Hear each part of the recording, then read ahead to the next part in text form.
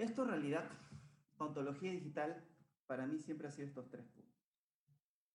Digitalización, que viene a ser un proceso de escaneo. Puedes hacer con un escáner intraoral, puedes hacerlo con un escáner extraoral. Y bueno, y si tendría que alargarme hablando de esto, pues también es otro mundo de escáner. Podría hablarle del número de micras, de cuál es el mejor escáner, vendría a ser el tamaño, rapidez, al resumen, que aún actualmente sigue siendo los escáneres extraoral en precisión mejores. Escáner extraoral, boca completa, sigue siendo mejor que el escáner intraoral. Yo creo que esto va a ir avanzando y el escáner intraoral va a ir mejorando en tema de lo que es escáner en boca completa. ¿Ya? Para esto también estamos agregando mucho para nuestra planificación el escaneo facial, que es muy importante que también incluirlo dentro de nuestro desarrollo. Entonces, no solamente es escanear boca superior e inferior, sino también escanear nuestro rostro en 3D. Entonces, esto es muy importante en nuestra planificación, verle la articulación a nuestro paciente, los movimientos. Entonces, esto es fantástico, doctores. Entonces, cada vez que yo esté hablando de digitalización, es porque se produció un escaneo. Intraoral, extraoral, un escaneo facial, o por último, la tomografía del paciente que vendría a ser el DICOM, lo transformo a STL, que son los formatos de escaneo. No sé si me están entendiendo. Digitalización es todo lo que hemos escaneado. Escáner intraoral, escáner extraoral, escáner facial. Todos estos escáneres nos dan un formato que se llama STL, que vendría a ser un lenguaje triángulo estandarizado. Antes se le llamaba estereolitografía, ¿ya? Pero todo lo que es escaneo nos lleva a un formato STL. Para no alargar mucho el tema, también hay formatos LY o BJ, pero vamos a hablar exclusivamente de los formatos STL. ¿Ya? Entonces, la tomografía también nos da un formato que se llama DICOM. También estamos digitalizando. Entonces, hay muchos casos que a veces colegas, centros, universidades, hospitales te piden tener en físico la mandíbula, el maxilar, ¿no? Los otorrinos, hay un doctor en otorrino que me solicitó la parte nasal, de que quería imprimirlo y tenerlo en físico porque quería hacer una técnica nueva. Entonces, le facilitaba poder tenerlo en físico y manejarlo, individualizando cada paciente, ¿no? ¿Ya? Entonces, es muy importante esto, digitalizar todos nuestros elementos, ¿ya? Para luego, ¿qué? Llevarlo al segundo punto, que es el diseño. Dentro del diseño, podemos tener software libres, que dentro de estos los pongo el Mixer, porque es el que está sonando más, no es que sea el único, pero es el que está sonando más, porque como lo mencioné anteriormente, hay otro software que se llama Blender. Créanme, Blender es un software mucho más potente que Mixer. Cuando yo empecé a este mundo, Mixer me hacía un mundo. Créanme, cuando se familiaricen con este programa, se le va a facilitar y van a tener que su imaginación crear tantas cosas que pueda llevarnos a hacer en odontología. Entre estas cosas voy a presentar lo que yo he estado haciendo en mi imaginación y lo que he estado viendo que también están haciendo en otros países. ¿Ya? Entonces, entre los software pagados más solicitados es el Exocad.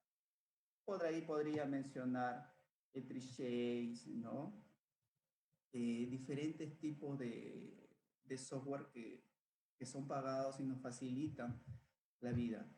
Pero hay algo importante. Muchos me preguntaban, doctor, ¿un software pagado es mejor que un software libre? Yo tendría una discrepancia, porque es dependiendo de lo que tú quieras. Si tú quieres hacer coronas, Exocad. Pero solo te vas a quedar en hacer coronas, de repente comprarte otro módulo, no sé, para hacer ataches, otro módulo para hacer totales, solo netamente eso. Lógico que te va a ser más rápido, sí, pero en cambio un programa libre te da una imaginación al libre albedrío a hacer tu diseño. Entonces ese es un pequeño plus que tal vez tendrías que darle unos pasitos más, sí, pero el plus es que te deja el libre albedrío hacer tu diseño y toda la imaginación que tú puedas tener. Entonces es importantísimo poder conocer esto, los software libres, ¿no? En las universidades ya están empezando a enseñar esto, los chicos de último año. Lástima que los de posgrado todavía estén ahí resistiéndose, no sé por qué, pero los chicos de último año de la Universidad Cayetano me ha sorprendido la manera de cómo han manejado el tema de diseño, o sea, qué rápido, o sea, ellos son otro siglo en realidad, o sea, tienen una rapidez, una imaginación, ¿no? Se han familiarizado con las computadoras, con el tema digital, y creo que dentro de 5 años, los que ya somos especialistas, si no nos ponemos al acorde, los que vienen atrás nos van a llevar definitivamente en cuenta. Así que ponernos las pilas, doctores, en esto del tema digital. ¿Ya? Tercer punto, doctores, el tema de impresión 3D. Y dentro de la impresión 3D voy a mencionar dos sistemas. Un sistema de adición, que vendría a ser las famosas impresoras 3D. Y un sistema de sustracción, que vendrían a ser las fresadoras. Y actualmente existen fresadoras de 5 ejes, 3 ejes, que son los movimientos X, Y, Z que tienen los movimientos 3D. ¿Ya? Ahora, va a depender de lo que quisieran trabajar. Las impresoras 3D están en un crecimiento desde el hardware que vendría a ser la máquina impresora hasta los líquidos de resina. Están en un crecimiento que les podría decir que ya existe resinas de colores A1, A2, A3, ¿no? Y ya existe una resina que pueda resistir un poco como si fuesen coronas provisionales. Entonces, esto está desarrollándose fuerte el tipo de resina. No voy a ser tan agresivo a mencionar. Considero que también dentro de unos 10 años las impresoras, o tal vez un poquito más, van a ir llevándole un costado a las fresadoras. Porque una fresadora en realidad tiene un costo muy elevado. Aquí sí que yo creo que esto va a pasar en unos 10 a 15 años aproximadamente. Las impresoras van a ir creciendo mucho y le van a ir dando de lado a las fresadoras, ¿no? Entonces, dentro de la impresora 3D como las fresadoras, como quiero hacer una provisional, ¿no? Tengo que maquillar. Pero antes de maquillar todo lo que has impreso en 3D, ejemplo, una corona, tienes que pasar por un proceso que se llama poscurado, que también es otro mundo, porque va a depender del tiempo, temperatura, longitud de onda, ¿no? La potencia del wax, o sea, son detallitos. Muchos también se están confundiendo, entonces ha sido un proceso que lo aprenda también. Y creo que también voy a seguir creciendo o aprendiendo también de muchos. Entonces, es algo muy bonito esto del tema de impresoras 3D, ¿ya? Entonces, las impresoras 3D, imprimes tu coronita, pasas por un proceso de poscurado, que es una luz ultravioleta, y luego lo maquillas y puedes colocar en boca, que debería ser una resina biocompatible. ¿Perfecto? Y bueno, las fresadoras, que es el sistema de sustracción, son unos bloquecitos, ¿no? Que diseñamos y empiezan a hacerse los movimientos X, Y, Z y empiezan a moverse y empiezan a tallar, ¿ya? Entonces, así como acá vas a usar una cámara de poscurado, yo creo que en las fresadoras lo que vas a gastar van a ser las famosas brocas, ¿no? Entonces, luego pasan ambos a un proceso de maquillaje, que es lo que yo vi hace 5 años aproximadamente. Tuve la oportunidad de ir a Corea y todos los técnicos se dedicaban a trabajar en la computadora, ¿no? Y lo único que ya hacían era su arte, maquillarlo o de repente estratificarlo con cerámica, ¿no? Le escuchaba al doctor que hablaba del tema de los maquinados, el tema del circonio, que es verdad. O sea, eso hace 5 años ya era real en otro país. Acá recién está sonándose, ¿no? Entonces, es muy importante que ya lo empecemos a aplicar y que los técnicos también van a tener que desarrollar este sistema. ¿Ya? Entonces, odontología digital son estos 3 puntos: digitalización, diseño, impresión.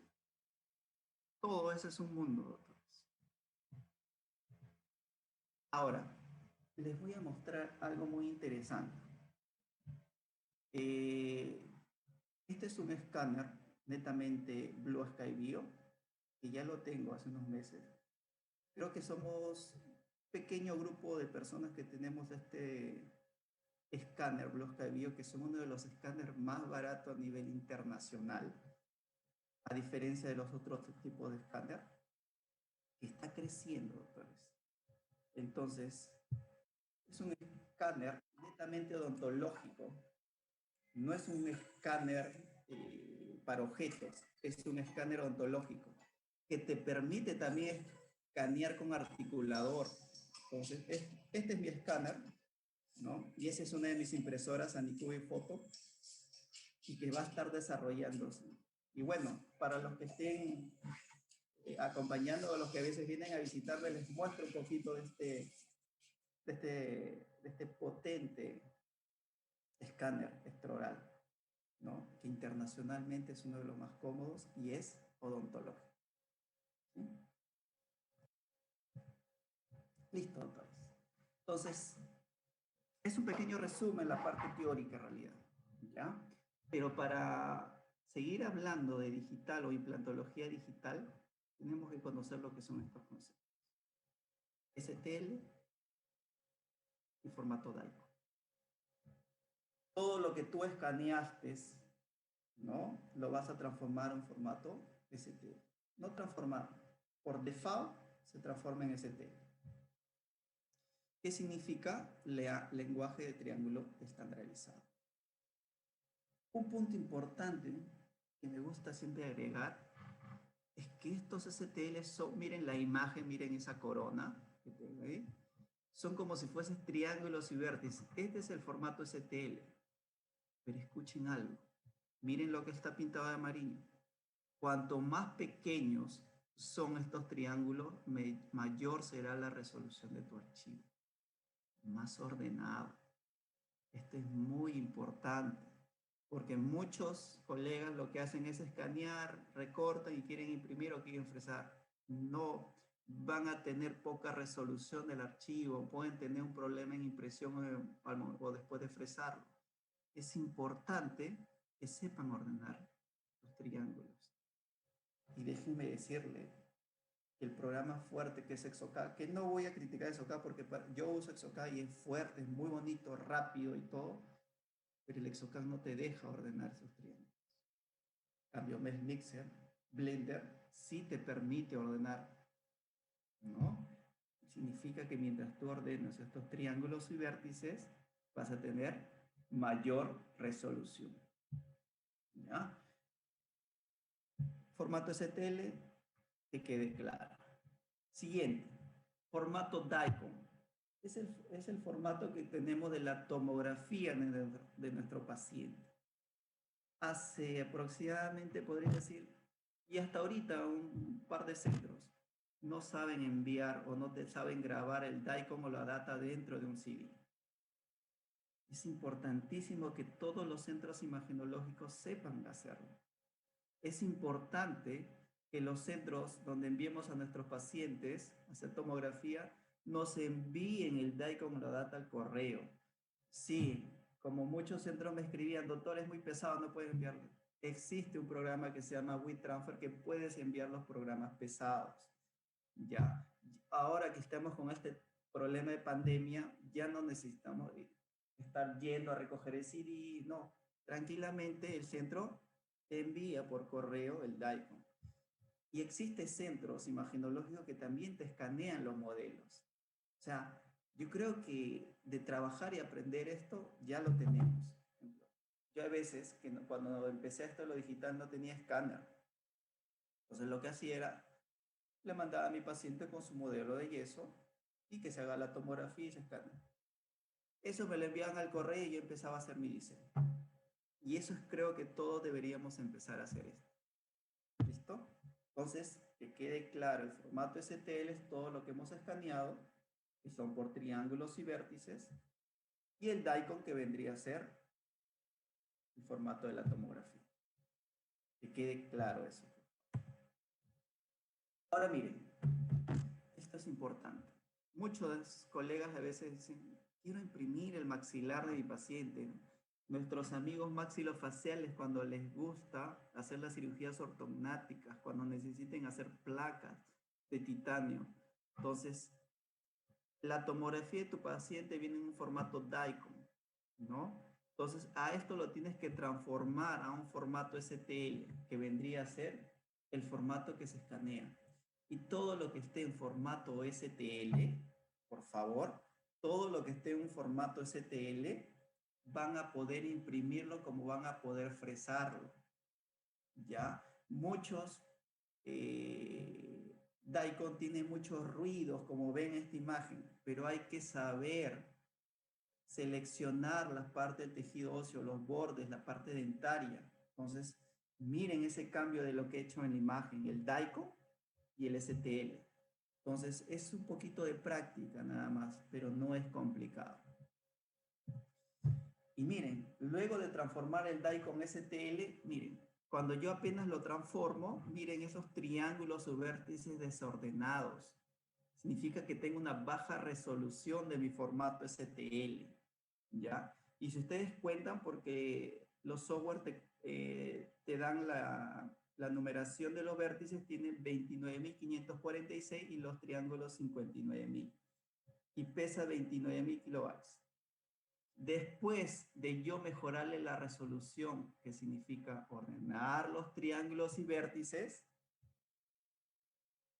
los vértices aumentan, los triángulos aumentan y pesan 30.000. O sea, es poco. Significa que estos archivos STL te lo pueden enviar por WhatsApp, porque no es tan pesado estos archivos. ¿Ya? Entonces, eso que quede claro, por favor. ¿Hasta ahí hay alguna pregunta? Porque me voy netamente ya a la presentación de mis diseños y casos clínicos. ¿Hay alguna pregunta? ¿Quedó claro toda esa parte? ¿Cómo estás? Si hay una pregunta, la doctora Gaby Malpartida pregunta, ¿qué propiedades respecto a la velocidad y almacenaje debe tener la computadora para trabajar con estos software? Excelente. Muy buena pregunta, doctora Gaby. Gracias. Sí, antes de darle la respuesta, les cuento una pequeña anécdota. Yo antes de poder comprarme un escáner, una impresora, ¿no? Una cámara de poscurado, lo primero que invertí fue en una computadora. Y deje de decirles que invertí en una computadora regular y que de ahí mientras quería seguir aprendiendo más cosas, pues mira, me era más difícil por el tiempo que demoraba el proceso del desarrollo del diseño. Entonces, yo les sugiero y les recomendaría que se compren una computadora que tenga una buena tarjeta de video. Actualmente ha salido una GeForce, la RTX 2080 o 2090 que ya salió, y se compren la Core i9, que son importantísimos que tengan una buena computadora.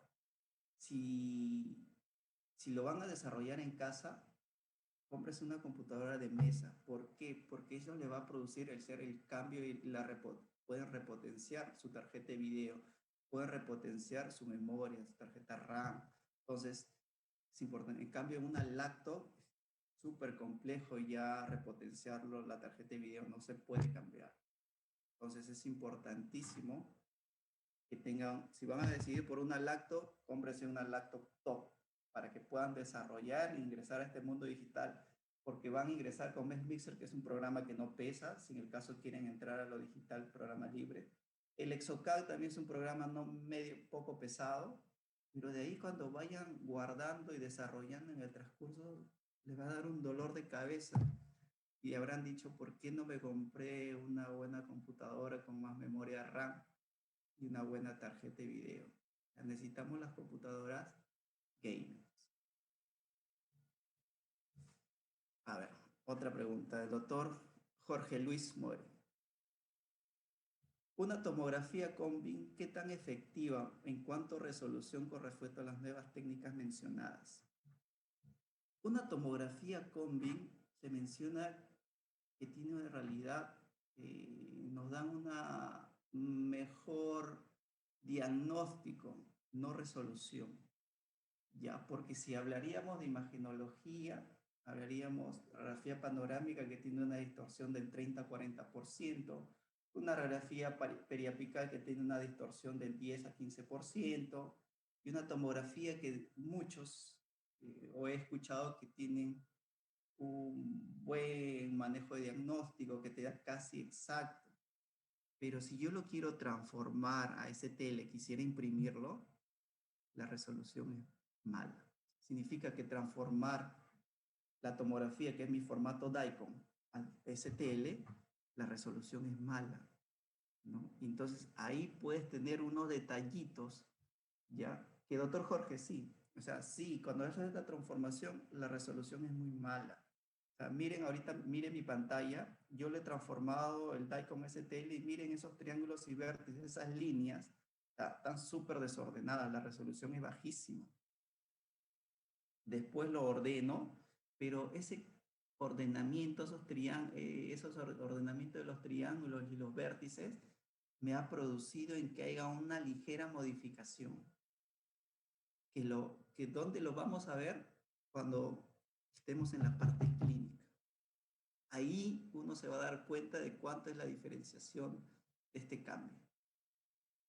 Espero haberle contestado la respuesta a doctor Jorge. Doctor Geraldo, muy buenas noches, mucho gusto que esté con nosotros acompañándose. A ver, voy a su pregunta. ¿Cuál es una resolución adecuada para un escáner de mesa? Perfecto. Justo que hablaba hace un momento de escáner. Tendríamos un escáner intraoral y un escáner extraoral. Mientras que un escáner intraoral puedes conseguirlo desde los $4,000 hasta los $30,000, mientras que un escáner extraoral lo puedes conseguir en $2,500 como en $15,000, ¿ya? Déjenme decirles, ¿ya?, que lo importante que debe tener un escáner es la cantidad de micras. Ejemplo, uno de los escáner top extraoral, escáner de mesa, es la Open Technology. Es un escáner extraoral, ¿ya? Open Technology, que tiene un número de micras, ¿ya?, de 7. ¿Ya? Entonces, va mejorando. Si ustedes vieron mi escáner que yo les acabo de presentar hace un momento, que es un escáner que se llama Blue Sky Bio, tiene un número de micras de 11. Y si comprara otros tipos de escáner que son de objeto, que son más baratos, ¿no?, su resolución va aumentando. ¿Qué significa? Que mientras va aumentando el número de micras, menor es la resolución o definición que tenemos. ¿Mm? ¿Ya? Respecto a los escáneres intraorales, ya es muy interesante trabajar con los escáneres intraorales. Déjeme decir que dentro de las top he visto que está la de Sirona, la Caristin 3600, que son una de las tops, pero también son de un elevado precio. Esos también tienen un número de micras de 5 a 4. Entonces, vamos a eso, a que mientras menos sea el número de micras, mejor resolución de todo el archivo que has escaneado, ¿no? El formato ST. Espero con haberle contestado la respuesta a doctor Geraldo. Y un gusto, gracias por estar acompañándonos. ¿Otra respuesta? ¿Otra pregunta, por favor? Continúo. Ya, voy a hablar ahora un poquito de impresión 3D. Listo.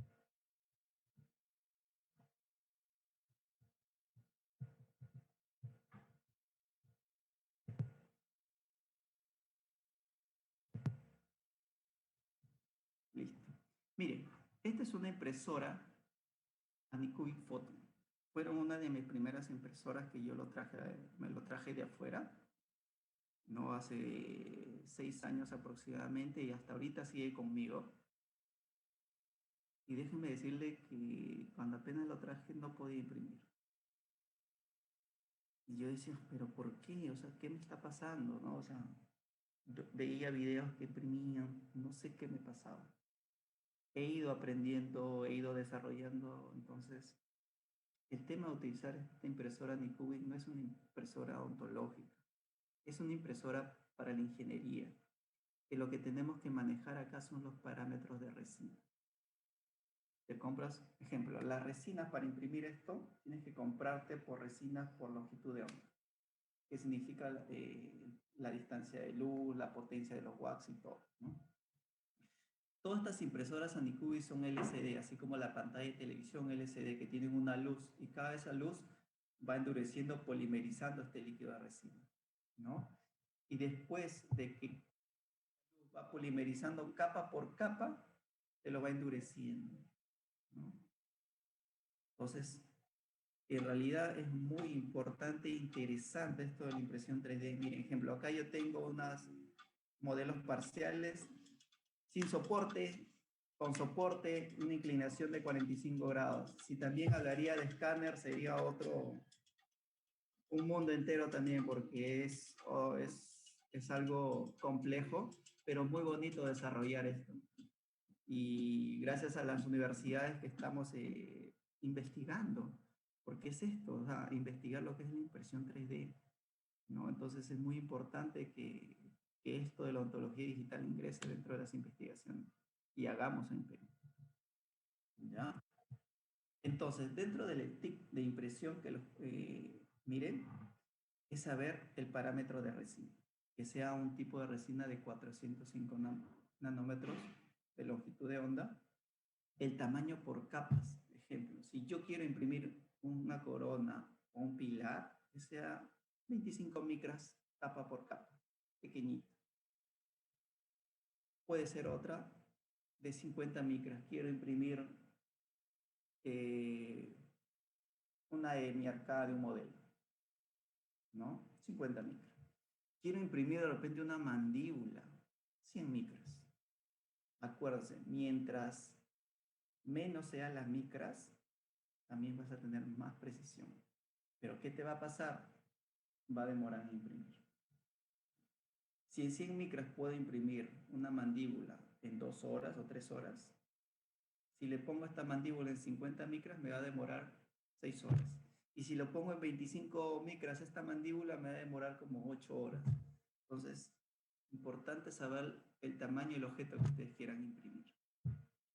También importante saber el tiempo de las primeras capas. Muchos doctores me decían, Leonard, no puedo imprimir, se me quedó la impresión. Sí, doctor, tienes que aumentarle las capas y también el tiempo de luz de las primeras capas. Importantísimo. ¿Ya? Después de imprimir, tienes que pasarlo por un proceso de postcurado. Miren, a mí me enseñaron esto. Lavarlo con alcohol isopropílico 5 minutos y pasarlo a una camarita de luz ultravioleta de 10 a 30 minutos. Que estas camaritas ultravioleta tenían una potencia de 48 watts. Actualmente he aprendido que debería usar otra cámara de postcurado que pueda controlar el tiempo, que pueda controlar la potencia del watt, la longitud de onda, temperatura. O sea, esos 4 son importantísimos que tenemos que hacer después de una impresión. Entonces ahí les pongo el tic. Para un proceso de postcurado, longitud de onda, potencia, temperatura y tiempo. 4 cosas importantes que también son importantísimos ver en la investigación que muchos colegas ya están desarrollando. Presento. Esta cámara, que se llama ProCure de la marca SprintRite, tiene esto para modelos, guías quirúrgicas, coronas. Si tú quieres pasar el proceso de una impresión casqueable, ¿no? Eso es importante para poder controlar que después de que nosotros le pasemos una luz a todos nuestros modelos impresos, va a producir una distorsión. Pero si tú no controlas esas 4 cosas, longitud, tiempo, temperatura y lo que he mencionado, tu distorsión puede ser potente y fuerte. Y te malogró todo el tema de tu trabajo. Entonces es muy importante trabajar con eso también. Listo, hasta ahí. ¿Estamos bien? Les voy a ir mostrando que no solamente es el tema de desarrollo de diseño, manejar hardware, ¿no? Computadora, impresoras, ¿no? No el tema de que esto lo llevemos a la clínica y esto sean ventajas para nosotros y satisfacción para nuestro paciente. Entonces, a esto quiero llegar, ¿ya? Miren, este es un caso de implante inmediata de cirugía guiada en zona estética. Miren el caso, una paciente que ha tenido fractura, donde le han hecho sus famosos pernos y coronas en los dos incisivos centrales. Miren la foto oclusal, todo el proceso. Miren el canino también está desarrollándose un proceso crónico. A la radiografía observemos que ya tiene pues prácticamente fracturado la parte radicular de las piezas centrales. Entonces es desarrollar esto, llevarlo de lo virtual a lo clínico. Esto es lo que tenemos que hacer, doctores, que no solamente se queden en diseñar, imprimir y listo, que lo haga el doctor y que bueno, que ya vea cómo le sale. Porque para los que muchos me están escuchando, muchos o ya deben haber tenido una experiencia haciendo cirugías guiadas. Y dentro de ellos han tenido buenos resultados, donde otros malos resultados, donde otros siguen como ahí en dudas. No, doctores. La cirugía guiada hay que saber controlar todo el proceso. Si no controlas el proceso, te va a llevar a márgenes de errores garrafales. Garrafales. ¿Listo? Entonces, llevamos este proceso de lo virtual a lo clínico. Miren, esto fue su inicio de la tomografía. Lo que he hecho primero, hacer todo el protocolo reverso, colocar la corona, colocar el implante pilar, ¿no? Donde ya he hecho un manejo de perfil de emergencia, donde ya he empezado a hacer mis agujeros para mis coronas, donde hacer las chimeneas, ¿no? Preparo mi guía quirúrgica, ¿no? Imprimo mi guía quirúrgica en 3D, paso por mi proceso de postcurado, controlando tiempo, temperatura, longitud de onda, potencias de watt, ¿no? Lo pulo bonito, pruebo mis brocas, ¿no? En ambos lados y desarrollo bastante porque hace el año pasado pudimos desarrollar con la empresa Bayonal este kit guiado que fue diseñado, desarrollado por mí. Entonces lo pongo mucho en práctica. Espero que muchos puedan poder utilizar. Tiene unas ventajas grandísimas que nos va a ayudar mucho en nuestro proceso quirúrgico. Imprimí los pilares, imprimí las coronas también, la guía quirúrgica, y es esto, miren, llevar de lo virtual a lo clínico. Yo les haría una pregunta. Los que muchos han desarrollado o han realizado su cirugía guiada, ¿qué es lo primero que tienen que ver? Encaje. Por eso tendrían que existir estos agujeros. Segundo, tienes que probar que no haya palanca. Entonces, tienen que desarrollar una guía quirúrgica amplia. Miren, si se dan cuenta, yo he desarrollado una guía quirúrgica casi de molar a molar.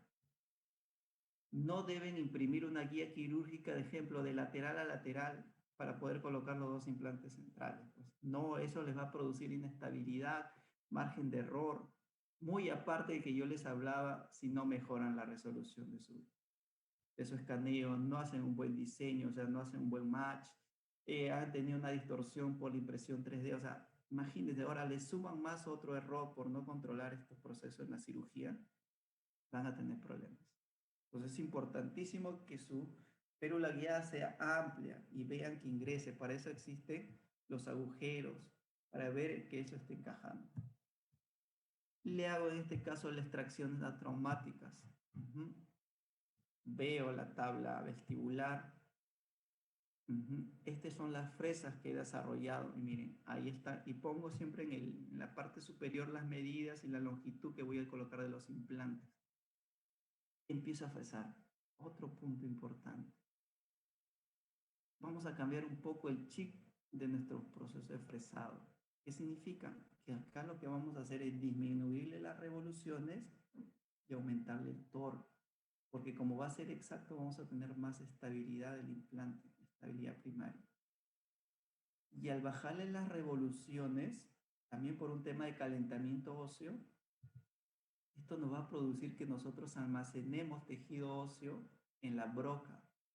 Esto nos va a servir para de ahí poder rellenar o hacer una regeneración ósea por el espacio que tengo entre la tabla vestibular y mi implante, que es el famoso TAP.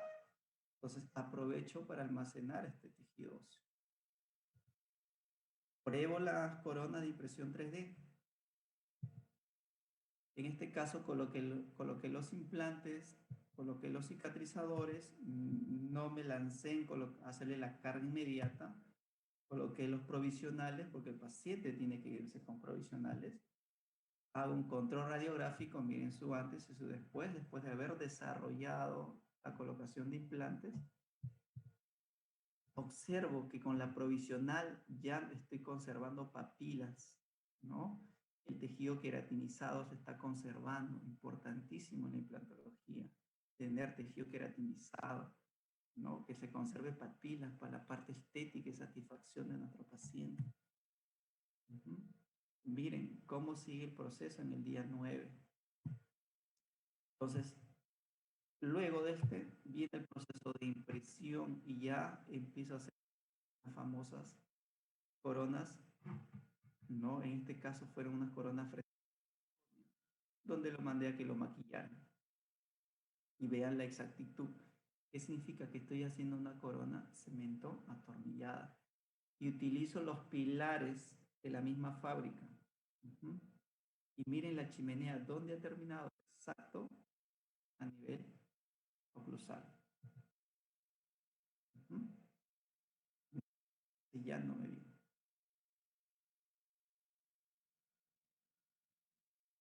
Todavía muchos me estarán pensando, pero qué feo, está tallado. Sí, todavía va a pasar todavía un proceso. Solo fue una prueba. Luego lo envío al técnico, o ahora que ya me compré mi arenadora, lo areno el pilar, ¿no? Y sigo observando el sellado que tengo entre mi pilar y mi corona de circonio. Y estos son los pasos que yo hago para mi cementación de las famosas coronas cemento atornilladas. Están mis pilares, ¿no? Está mi corona de circonio. Acuérdense que mis pilares está arenado para que me produzca una retención ya. Lo lavo con ácido fluorhídrico. Lo seco, siempre me gusta secarlo con gasita. Luego le paso un poco de silano a la corona y luego le voy a aplicarle el cemento dual. Lo bordeo alrededor del pilar. Y luego le paso con la lámpara de luz halógena y luego reviso el sellado. Y por último le paso un caucho. Porque acuérdense que toda esta zona va a estar dentro del tejido blando que nos está formando, va a conservar el perfil de emergencia. Entonces esa zona tiene que estar lisa y bien pulida. Y ahí está. Voy observando el sellado. Miren, y ahí va la corona en el proceso. Y miren, acá todavía me presenta los famosos triángulos negros. Y ahí ya me va cerrando, ¿no? Las troneras. Y ahí les pongo, doctores, el antes y el después inmediato, colocado la corona. Y todo ha sido con un proceso digital, cirugía guiada, desarrollo de diseño de corona, ¿no? Y sus controles radiográficos. Su antes, su durantes y su después. Muchos me dirán, sí, eso lo podemos hacer sin la parte digital. Sí, tal vez puedan hacerlo. Los que tienen mucha experiencia lo pueden hacer. Pero esto le va a llevar mucho más seguridad y mucho más control de cómo le va a quedar a su paciente. Así como lo diseñé, así tiene que terminar. Caso 2. Vamos a ver un caso 2 de implante inmediato con cirugía guiada en zona posterior. Pues junto con mi colega, el doctor Alberto Guamán, espero que esté acompañándonos. Miren, es en una zona posterior, donde también tiene un proceso crónico. La pieza es fracturada, miren. Hago mi diseño, escaneo el modelo, hago el diseño, coloco el implante, coloco la corona, coloco su pilar y hago su desarrollo. Veo la tomografía, si deseo puedo ingresar para hacer la bicorticalización, ¿no? La corticalización del piso de seno maxilar, ¿no? Imprimo mis coronas, ¿no? ¿Por qué imprimo? Porque me gusta manejar desde el inicio mi perfil de emergencia, que se conserve. Puedo utilizar la corona como puedo utilizar la base de la corona como si fuese un perfil de emergencia que esté impreso en 3D. Y quiero que vean algo.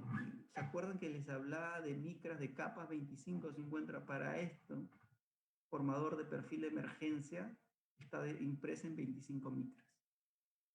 Entonces, miren, se ve las líneas que son las capas, ¿no? Le pongo un pilar provisional. Luego paso por mi proceso de cirugía guiada, miren.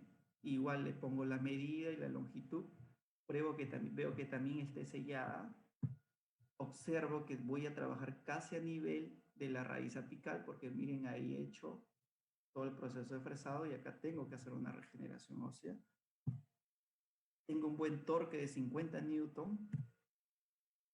Pruebo la corona que había impreso en 3D y quedó exactito como lo he desarrollado y ahí quedó. Voy a dejarlo con mi conformador de perfil de emergencia. No quiero arriesgar a que pueda producir unos movimientos con el antagonista al ocluir, así le quite el contacto en zona molar y sobre todo en esa zona posterior donde es un hueso tipo 3 o 4, es mucho trabécula, entonces no quería arriesgar a eso. Sigo mi criterio clínico ahí. Siguiente paso, le pongo resina fluida y lo dejo en boca. Y miren cómo me va desarrollando el perfil de emergencia. Se va conservando. Por supuesto que internamente he hecho un relleno óseo y le he colocado el perfil de emergencia. Y miren cómo se va conformando el perfil de emergencia.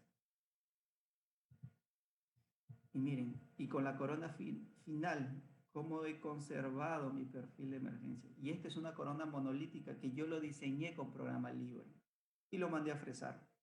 Ejemplo, ahora los centros de fresadora, donde yo y lo que yo hago es enviar mi diseño que me lo ofrecen, donde me cobran una corona de circonio fresada, 60 soles, 50 soles. Y lo que tendría que aprender es aprender a maquillar. No sé si le estoy quitando trabajo a los técnicos, pero es algo que ya me apasiona, entonces ya diseño y mando a que me ofrecen mis coronas. Pero me quedan mucho más exactas, o sea, desde la parte de diseño, la parte quirúrgica y de la parte laboratorial, intento de manejarlo yo. Entonces ahí vean, miren, el antes donde no tenía un perfil de emergencia, no tenía la conformación del margen gingival, y ahora sí, antes y un después. Ahora les voy a presentar algo que en mi imaginación he ido desarrollando y estoy en un proceso de controles. Acá he impreso un maxilar superior, ¿no? Lo que he hecho es el DICOM transformarlo a STL, alinearlo, ordenarlo, mejorarle la resolución. Y he diseñado una placa de titanio, ¿no? Es un titanio grado 5 que me va a ayudar a formar, ¿no? Hueso por horizontal como un poquito por vertical. Entonces, ahí estamos. Miren el caso. Es un caso que ya le habían colocado 2 implantes y miren toda esa pérdida ósea. Si ustedes quieren rehabilitar ahí, definitivamente va a quedar antiestéticamente terrible, ¿no? Y si les muestro las siguientes imágenes, miren. Miren, no hay nada de tabla vestibular. Y ahí está la radiografía. Y lo que he hecho es transformar esa DICOM del paciente a STL, donde acá lo he transformado y acá están los implantes, ¿no? Y observen, casi no tiene nada de tabla vestibular. La línea blanca es la línea que transformó el maxilar superior. Y la otra igual, no tiene casi nada. Entonces, es un reto poder formar este tejido óseo. Y creé y he podido diseñar esta placa customizada, placa personalizada, ¿no? Donde hubo un tema de discusión de hacerle los agujeritos o no hacerle agujeros.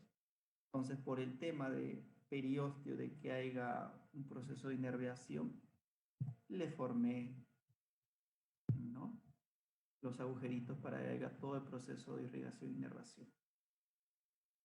Y miren, y eso es lo que más o menos he ido desarrollando, es el gruesor. Y hice en un programa libre, Netmixer. Lo que mi imaginación me ha ido formando. Y miren, esto lo envié para que lo impriman en titanio grado 5. Miren lo que voy a ganar. Un poquito de altura y un poco de ancho. Le creé los agujeros a las cribas. Este es el caso para operarlo de abrir. Esto de acá no es hueso, doctores. Esto todavía sigue siendo un poquito de tejido blando. Y cuando he retirado, pues miren, no tenía casi nada de tejido óseo. Entonces acá no puedo volver a colocar. Lo que tengo que hacer acá es hacer una regeneración ósea. Y lo he desarrollado con esta placa customizada, ¿no? Donde he preparado hueso autólogo del paciente, ¿no?, y hueso particulado bovino. Y le he puesto esa placa customizada, ¿no?, con sus cribas. Y encima le puse su membrana de colágeno y ahí su control radiográfico. Y ahí voy con sus controles. Miren, está conservando la altura, lo que no tenía. La imagen oclusal. Miren a la altura, que no tenía el antes, no tenía altura, y ahora en 2 meses, aproximadamente voy en 2 meses, y miren, sí tengo un poquito de recesión por esto, pero estoy conservando altura. Entonces, vamos a estar informando cómo fue el desarrollo de esta placa customizada, ¿no?, o personalizada para regeneraciones óseas. Y ahora les voy a presentar algo último que hemos podido operarlo y lo he desarrollado y lo hemos operado junto con el doctor Marco Saba. Un saludo, doctor Marco, si me está escuchando. Entonces, he podido diseñar esta placa customizada o personalizada con un pilar de titanio, que significa, como es titanio grado 5, ¿no?, y si lo mantengo fijo y lo atornillo, esto se va a oseointegrar. Muchos me estarán, o internamente estarán diciendo, pero estos son los implantes Juxta que antiguamente existían.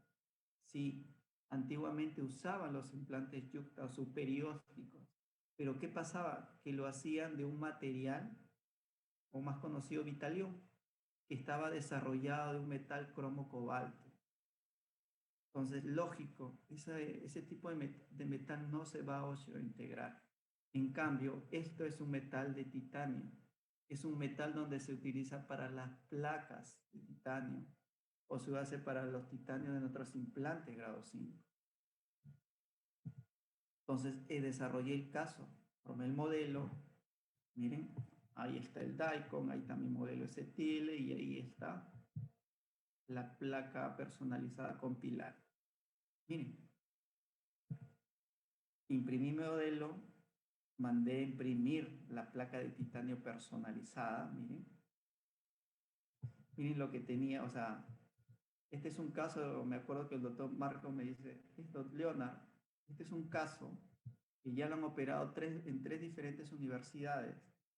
Le han sacado hueso de mentón, le sacaron de rama y no ha podido ganar, me dice. La paciente está cansada de que le estén operando y no haya buenos resultados. Son 3 cirugías, Leonardo.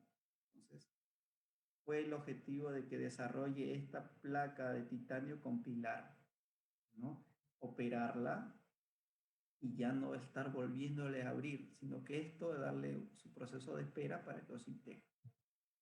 Miren, así como lo diseñé, que fue un programa libre, gratis, del Mixer. Entonces empezamos a operar con el doctor Marco Saba. El doctor Marco decidió colocar un implante a nivel del incisivo central post extracción. Se crearon unas pequeñas cribas o agujeros para el desarrollo o activación del tejido óseo. Se colocó un relleno óseo previamente. Se calzó la placa customizada.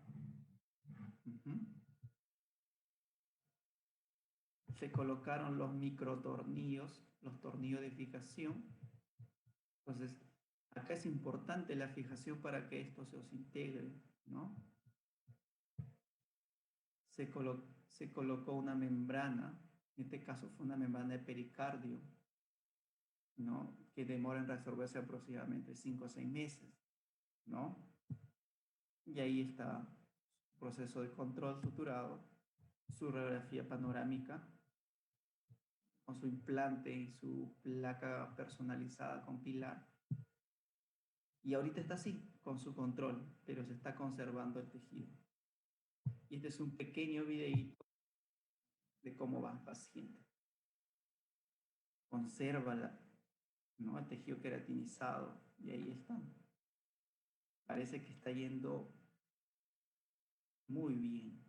Estamos regresando a lo que hacían antiguamente, los implantes yucto-superiósticos, pero con otro agregado, utilizando la tecnología digital y es otro material, titanio grado 5. Qué importante, qué enriquecedor. Muy bien.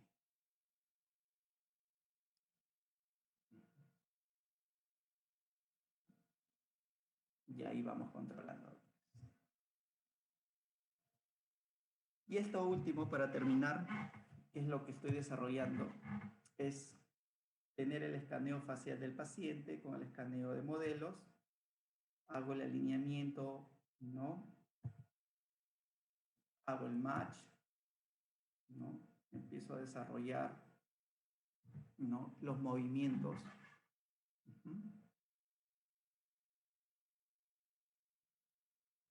También es un programa libre, en este caso BlockSky Bio, que también son uno de los software enriquecedores y que ha ido creciendo bastante.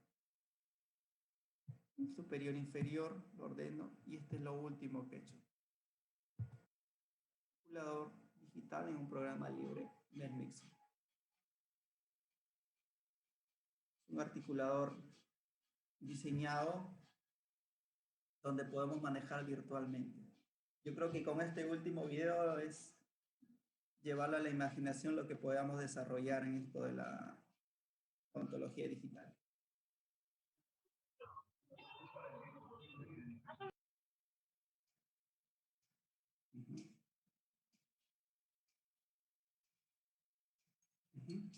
Colocado el articulador, doctores.